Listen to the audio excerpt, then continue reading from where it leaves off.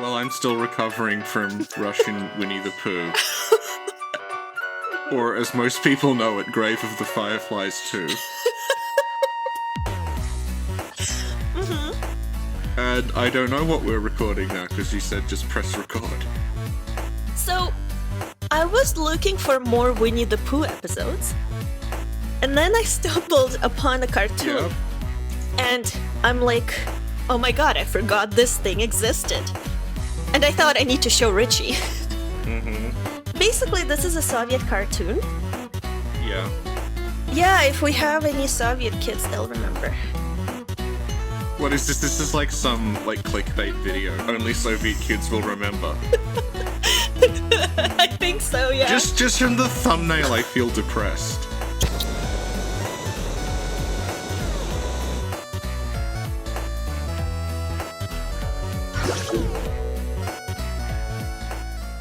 Like I told you before, I remember Soviet cartoons, but all I remember feeling is just anxious and depressed. Yeah, see, I grew up with ones that were just toy commercials. So I feel like we got both extremes and nothing in the middle that would just be happy. Yeah. It was either just human misery in cartoon form about a depressed donkey who's been mutilated. Or, the Transformers loudly announcing that a new Autobot has joined and showing him off.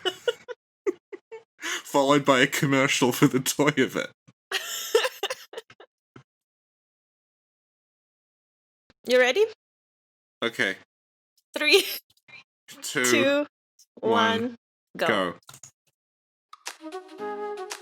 Here are this episode's highlights. For the complete unedited commentary, visit patreon.com/SinclairLore. Look, it's Yarnum. Oh god, it is. Are you seeing it, Richie? Okay, now it's probably in the top 10 animated films of all time. Just on the basis of this. There is a small fat guy with a triangular head, and he just has rotor blades sticking out the back of him, and he's flying through the air.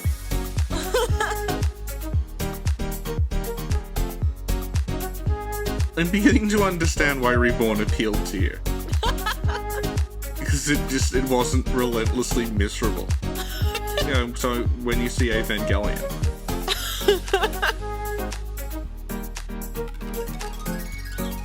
Wait, so the entire family went to the movies and left the 7-year-old at home alone? It's okay, Karlson's back.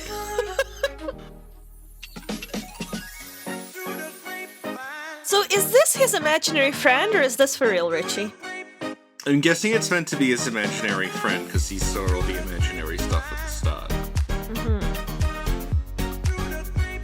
I mean, if it's not his imaginary friend, someone's got a lot of explaining to do. Presumably, during the Cold War, they were attempting to create a Soviet cyborgs with rotor blades on their back that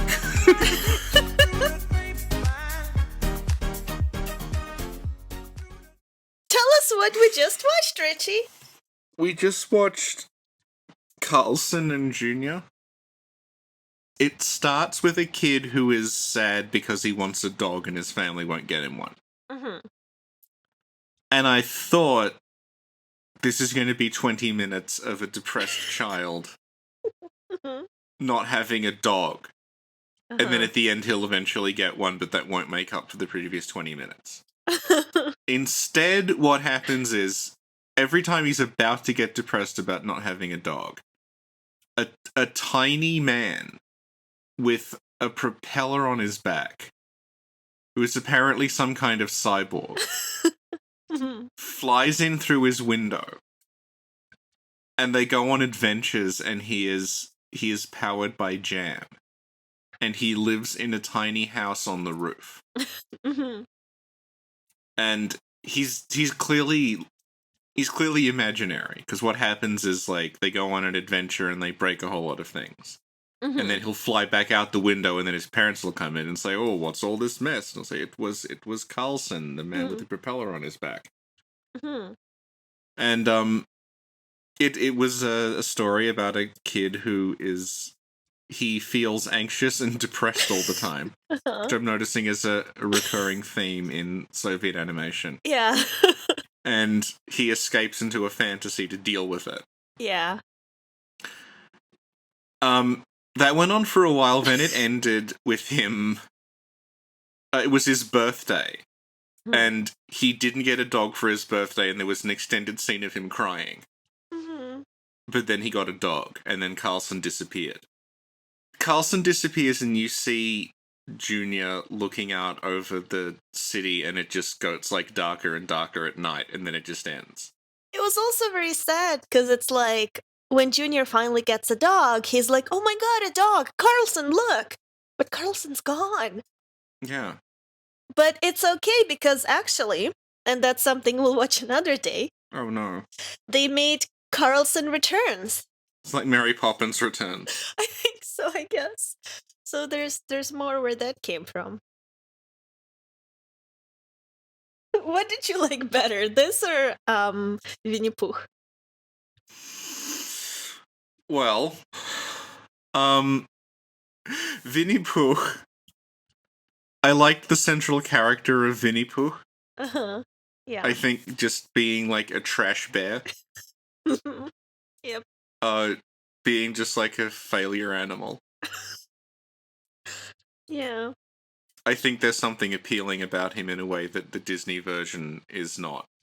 Because, like, the Disney Winnie the Pooh, Mm-hmm. he just, like, he sits at home, he's just minding his own business. Mm-hmm. But, like, Winnie Pooh is... Winnie Pooh is just, like, this garbage animal that is just, like, wandering around. And his horrible voice, like... Yeah. And he's a lot more engaging. Yeah.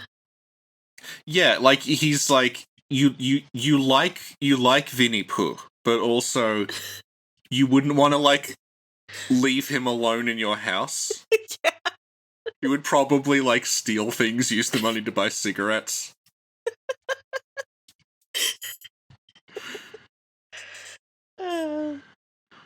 But then he'd feel bad about it and give you an empty jar of honey.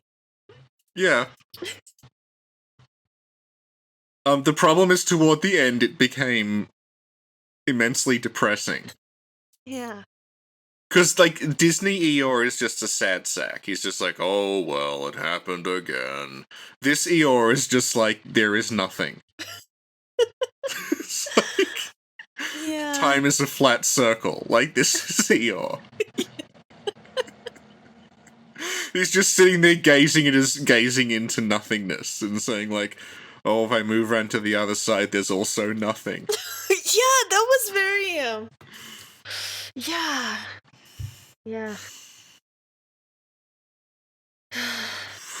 Yeah. Karlson himself I liked as a character.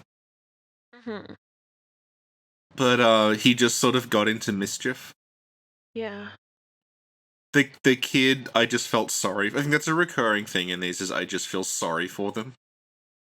Even though he got a dog at the end. Like, the scene of him getting the dog is about 2 seconds long, compared to, like, which is orders of magnitude longer than, like, the scenes in which he is just miserable that go on for... The one thing that I'm glad the Karlson thing didn't do is there wasn't, like... There weren't extended scenes of his parents being angry. They were. But it was just like, well, we're going out now. Yeah. You can stay at home and think about what you've done. Yeah. Because I feel like if that had gone too far in that direction, it would have been unbearable. Yeah, I tend to agree.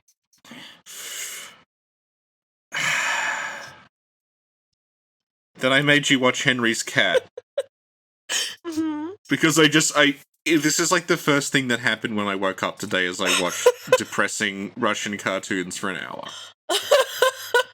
So I thought we should just cap it off with a random episode of Henry's Cat to lift the mood. It was such a happy cartoon.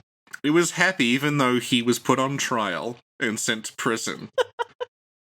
And had health issues. Mm-hmm. It was done in a very upbeat way. Yeah. And done extremely cheaply with no backgrounds. Mm-hmm. Just a very crudely drawn cat with one voice actor. Yeah. Yeah. I have some bad news for you.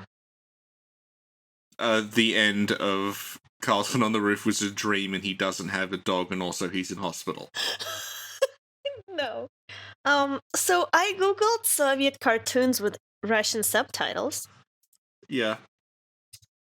And there's a whole playlist that I found. Yeah. Thank you, Sin. I enjoyed this trip down. I mean, not memory lane, I don't remember it, but... Yeah. But, yeah. I learned all about Soviet kids animation, and you got to see Henry's Cat. Yeah, and then next time, I'm gonna show you something that everyone has to watch, and that's Cheburashka.